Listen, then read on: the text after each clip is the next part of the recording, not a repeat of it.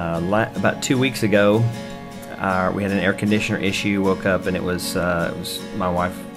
Actually, she called me at work and said there was an issue with it wasn't cooling properly, and this is in the 110 time in Central Texas. Very important to have an air conditioner.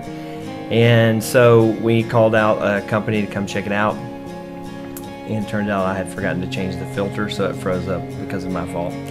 And so the technician came over to look at our air conditioner again, and at that point he read us the last rights on our air conditioner. It was officially dead. After we got the prices, it was going to be basically between $6,000 to $7,000 to replace this. As a dad, it is a very difficult place to be, and it was a point of me getting in touch with my own shame of not being able to provide for my family, but God saying, you're missing the point. You're missing the point that this isn't about your inability, it's about my ability to provide. And that's a place that I want to meet with you, and it's not a bad place for you. It's a place for me to show myself. So that following Monday morning, got a company out there, started working on it, not for sure exactly what to do. While we were staying with one family, they said, hey, we really would like to bless you. They gave us $400 towards that, so that was a blessing. Okay, we're on the way. Ended up speaking with my parents. My parents said, hey, we'd like to help you out. They blessed us with $1,000. And so we felt encouraged, and we sat down as a family and said, okay, Lord, what are we going to do here? We got to believe it. And both my son and my daughter said, we really felt like God is saying that He's going to significantly increase the amount of money we have to pay for it. And the other one felt like God is going to take care of this. And so that was encouraging, although as a dad, you're kind of like, well, that's good, kids, but you don't know the whole story. As we progressed, we came to the point where we had to choose which company we were going with, and two of them had options for financing, and one of them didn't have options for financing. And as we prayed, we felt like we were supposed to proceed with the one that didn't have options for financing. And that was that kind of essentially removed the parachute.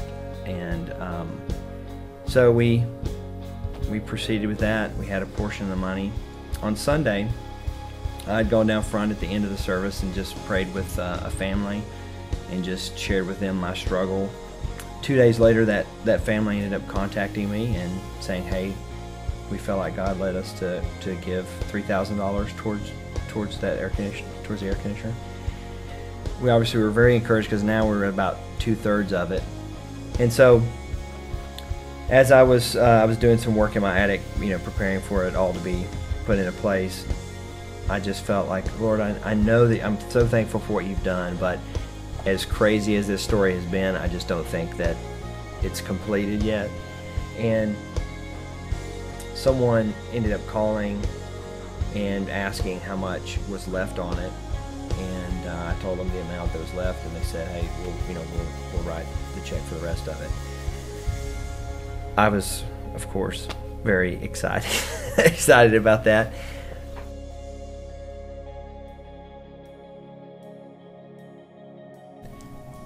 The thing that in this experience that I noticed was that it wasn't about the financial testimony anymore.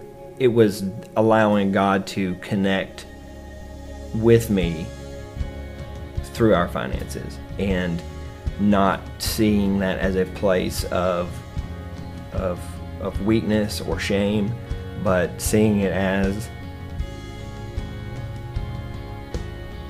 seeing it as a place where God's wanting to show His love to me. And looking back, I could have put it all on the credit card and missed that whole experience, and that would have been tragic to me, because I would have missed out on a major blessing. He provided over and above for us to be able to put in there what would be a blessing to us future-wise because of the impact on our electricity bills and everything, and that was really encouraging too to see. Of just I'm not just gonna barely give you what you need, but I'm gonna provide over and above what that is. So.